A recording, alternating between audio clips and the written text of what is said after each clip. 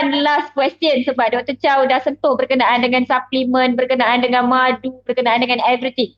Begitu banyak suplemen di luar sana, begitu banyak vitamin, sachet, minyak, macam-macam ya, dan petua-petua tradisional seperti ambil buah ini, buah itu, madu ini, cuka itu dan sebagainya. Untuk sakit apa? Sakit perut, sakit gastrik, sakit buasir, sakit sembelit, semua benda yang berkaitan dengan perut ni adalah yang paling glamour. Daripada baby, bila kami mak-mak ni berpantang doktor, perut lah yang akan disalahkan. Ya, anak menangis sakit perut, anak menangis angin perut, letak minyak dan sebagainya. Jadi, apa nasihat dan saranan Dr. Chow sebagai pakar bedah am sendiri berkenaan dengan suplemen sebegini dan petua sebegini kepada orang-orang yang ada gejala? They have some symptoms, they have some diagnosis maybe, dan they have been taking this supplements. Apa doktor punya suggestion?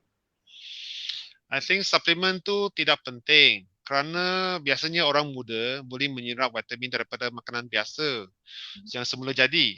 So hanya orang tua-tua saja, maybe 70 ke atas, bila kadar penyerapan vitamin itu kurang sikit, then dia perlukan suplemen. Of course dalam market ni ramai orang nak jual suplemen ni lah, because it's a business kan. Dia kan janjikan everything from head to toe, dia janji semua benda tu. Actually you makan tak apa, mungkin you just bazir duit saja. So mengapa tak nak makan benda yang semula jadi, macam sayur buah-buahan, makan lebih ikan, kurangkan daging, kurangkan benda yang bergoreng atau yang macam barbecue tu kurangkan sikit lah, kerana benda yang sudah hitam-hitam tu bahaya untuk usus besar. So yang supplement tu saya rasa tolong jangan ambil lah kalau you orang muda lagi, kerana you boleh dapat vitamin tu dari pemakanan. Macam saya tadi, vitamin C tablet tu memang dia ada vitamin C, itu betul. Tapi kerana dia asid, hari makan ubat tu, nanti dia kena luka kat perut lagi teruk. Kerana dia very concentrated. Biji tu duduk dekat dinding perut tu.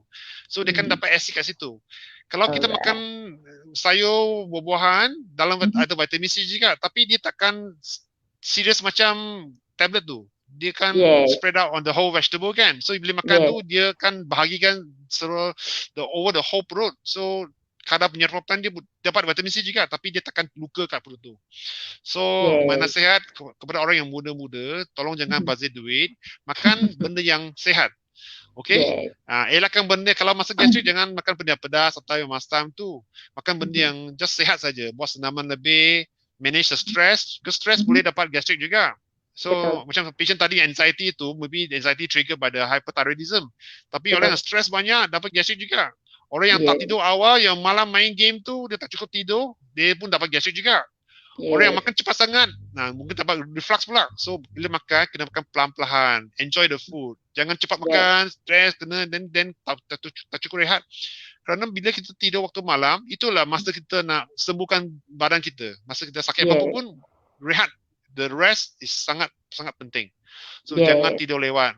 Tidur awal, bangun awal. Makan lebih sihat, buat senaman, relax, stress management. Itu kebaikan bukan untuk gastrik saja. Itu untuk jantung, untuk kita punya darah tinggi, untuk diabetes semua tu. Semua tu sangat penting. Dan jangan overweight lah, jangan terlalu berat. Berat badan kena kurangkan jugalah. So, kalau kita boleh kontrol semua tu, banyak penyakit boleh dirawat atau boleh dielakkan. Itu sangat penting lah. So, remember, vitamin supplement tu untuk orang tua saja yang tak boleh menyerap.